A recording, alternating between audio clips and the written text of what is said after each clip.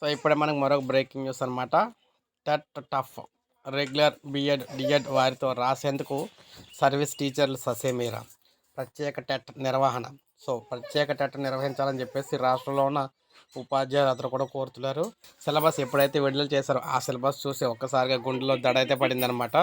సమగ్ర నోటిఫికేషన్ విడుదలకు తప్పని జాప్యం అయితే మనకి క్లియర్గా అయితే అర్థమవుతుంది. నిబంధనలో మార్పులు అయితే తప్పదని చెప్పేసి అడుగుతున్నారు.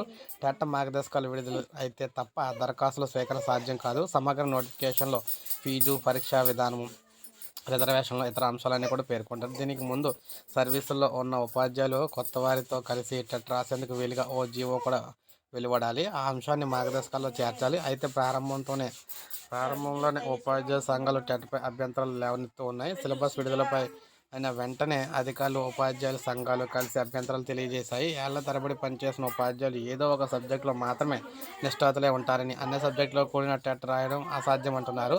భాషా పండితులకు వారైతే చెప్పే లాంగ్వేజ్లపై తప్ప వేరే ఇతర సబ్జెక్టులపై పట్టు అయితే ఉండదని, సో అందువల్ల డిఎడ్ బిఎడ్ అభ్యర్థులు తేలిగ్గా రాసే టెట్ వీలుండదని చెప్పేసి కొన్ని నెలల క్రితం ఈ కోర్సులు చేసిన టీచర్లు ఎలా రాస్తారని చెప్పేసి ఆవేదన వ్యక్తం చేస్తున్నారు. అందువల్ల ప్రత్యేకంగా టెట్ అయితే నిర్వహించాలని చెప్పేసి వీరైతే కోరుతూ ఉన్నారన్నమాట. సో ఇది మనకి ఈ లేటెస్ట్ అప్డేట్. లైక్ చేయండి, సబ్స్క్రైబ్ చేసుకోకపోతే మన ఛానల్ సబ్స్క్రైబ్ చేసుకొని ఫాలో